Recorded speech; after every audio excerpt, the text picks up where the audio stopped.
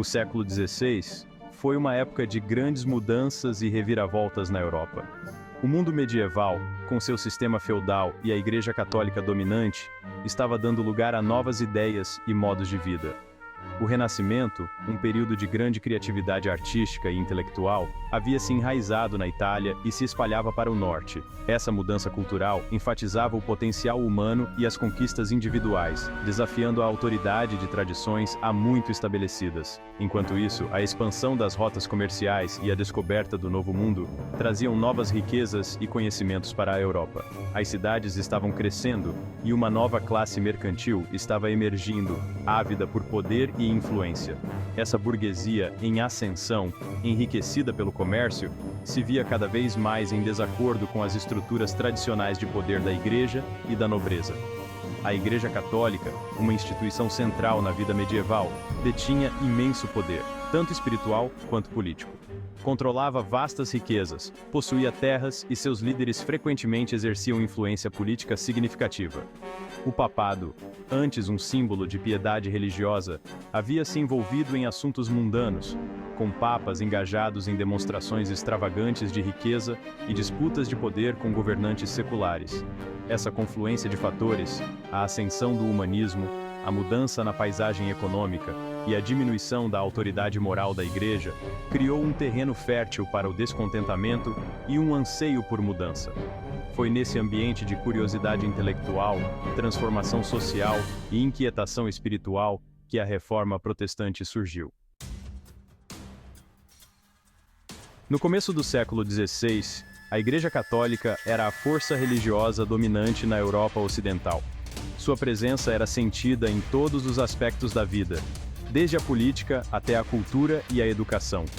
Durante séculos, ela tinha sido a única árbitra da fé cristã, moldando a vida espiritual e os valores morais de milhões. A Igreja ditava não apenas como as pessoas deveriam adorar, mas também como deveriam viver suas vidas diárias. Sua vasta infraestrutura de catedrais, mosteiros e universidades falava de sua riqueza e influência, enquanto sua intrincada hierarquia de padres, bispos e cardeais destacava sua autoridade. Essas instituições não eram apenas centros de fé, mas também de poder político e econômico. No entanto, por trás dessa fachada de grandeza e poder, rachaduras começavam a aparecer nos alicerces da Igreja. A opulência externa escondia problemas internos profundos que ameaçavam sua estabilidade. Anos de autoridade sem controle levaram à complacência e à corrupção dentro da hierarquia da Igreja. A falta de supervisão permitiu que práticas questionáveis florescessem, minando a confiança dos fiéis. Muitos oficiais da Igreja viviam estilos de vida luxuosos, muito distantes da humildade e piedade esperadas de suas posições. Festas extravagantes e vestes luxuosas contrastavam fortemente com a vida simples pregada por Jesus. Uma das práticas mais chocantes que alimentavam o ressentimento era a venda de indulgências. Esta prática era vista como uma forma de a Igreja explorar a fé e a esperança das pessoas para ganho financeiro.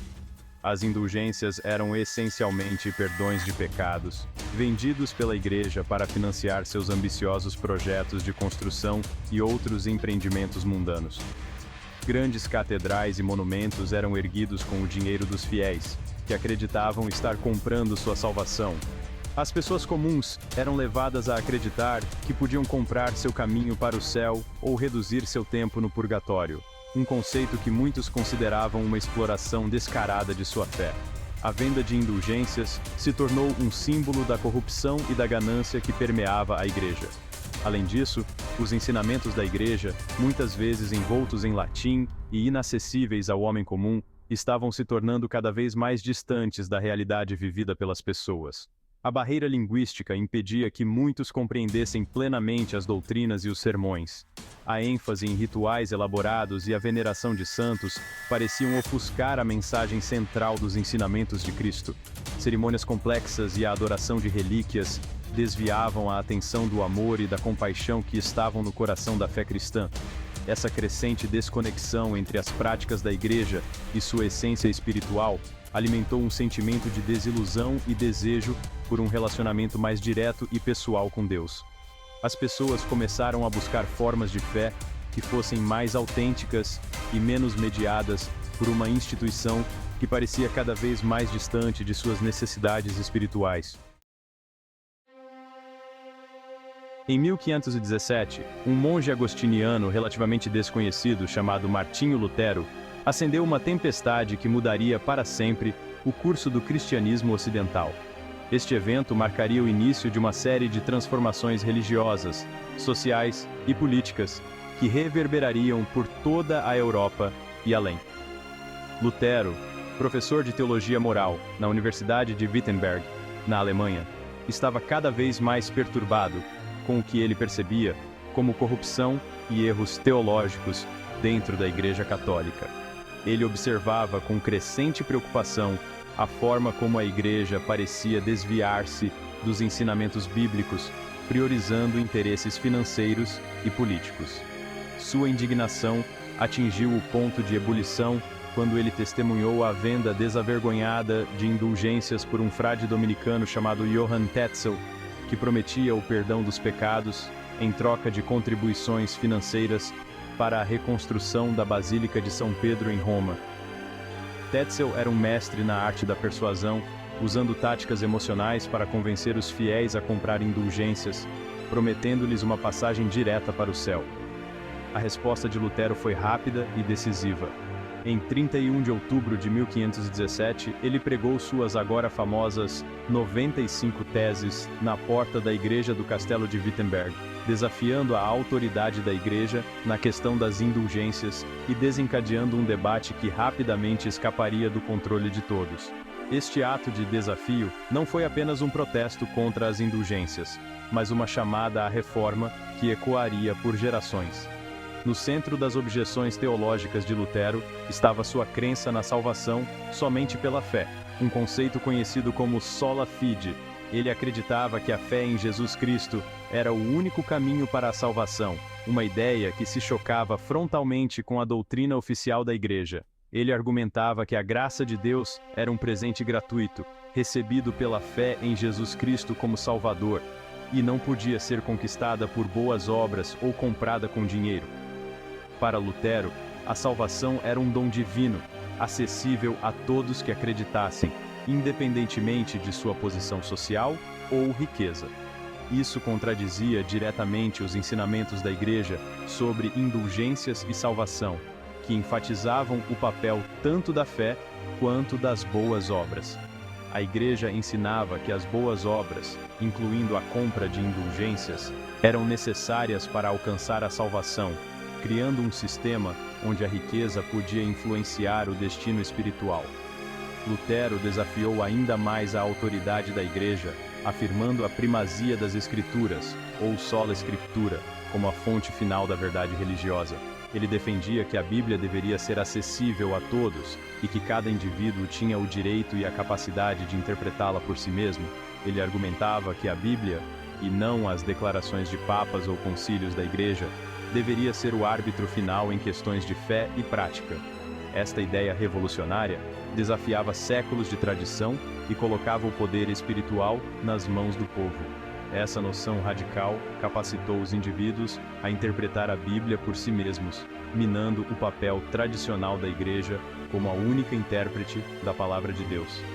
A visão de Lutero pavimentou o caminho para uma nova era de liberdade religiosa e questionamento crítico, plantando as sementes para a reforma protestante que transformaria o mundo cristão.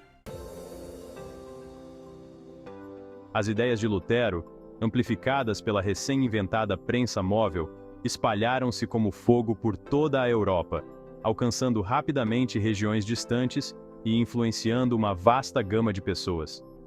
A prensa móvel, uma tecnologia revolucionária que permitia a produção em massa de textos, provou ser fundamental na disseminação dos escritos de Lutero e na tradução dos mesmos para as línguas vernáculas, tornando-os acessíveis a um público mais amplo. Antes da prensa, a produção de livros era lenta e cara, mas agora as ideias podiam ser compartilhadas de maneira rápida e eficiente. Pela primeira vez, as pessoas comuns podiam ler e interpretar a Bíblia por si mesmas, contornando o papel tradicional de guardiã da igreja. Isso empoderou os indivíduos e fomentou um senso de autonomia espiritual, mudando a dinâmica do poder religioso. À medida que as ideias de Lutero ganhavam força, outros reformadores surgiram, cada um com suas próprias interpretações das Escrituras e visões para a reforma da igreja. Esses reformadores, como João Calvino e Ulrico Zwinglio, trouxeram novas perspectivas e contribuíram para a diversidade do movimento reformista. Esses reformadores, frequentemente influenciados pelo humanismo e sua ênfase na razão individual e na consciência, desafiaram vários aspectos da doutrina e prática católica. Eles promoveram a ideia de que a fé deveria ser baseada na razão e na interpretação pessoal das Escrituras, em vez de ser imposta pela autoridade eclesiástica. Eles questionaram a autoridade do Papa, o papel da tradição, a veneração de santos e os rituais elaborados que passaram a caracterizar o culto católico. A crítica não se limitava apenas à teologia, mas também à corrupção e aos abusos dentro da igreja. A resposta da Igreja Católica foi rápida e severa. A instituição, sentindo-se ameaçada, tomou medidas drásticas para conter a maré reformista. Lutero foi excomungado em 1521, seus escritos foram condenados como heréticos, e esforços foram feitos para suprimir a propagação de suas ideias. No entanto, a tentativa de silenciar Lutero apenas aumentou a curiosidade e o apoio popular às suas ideias. No entanto, a reforma, alimentada pelo apoio popular e pela proteção de certos príncipes alemães, se mostrou imparável. Esses príncipes viram na reforma uma oportunidade para afirmar sua própria independência política e religiosa. Novas igrejas protestantes, independentes da autoridade de Roma, surgiram em toda a Europa, cada uma com sua própria ênfase teológica e estrutura organizacional distintas. Essas novas denominações trouxeram uma variedade de práticas e crenças, refletindo a diversidade de pensamentos dentro do movimento reformista. A reforma não era mais um movimento localizado confinado a Wittenberg. Havia se tornado uma força de mudança duradoura, fraturando a unidade religiosa da cristandade ocidental e inaugurando uma era de diversidade religiosa e conflitos sem precedentes. As tensões religiosas resultantes levaram a guerras e perseguições, mas também a um novo entendimento da liberdade de consciência e da pluralidade religiosa.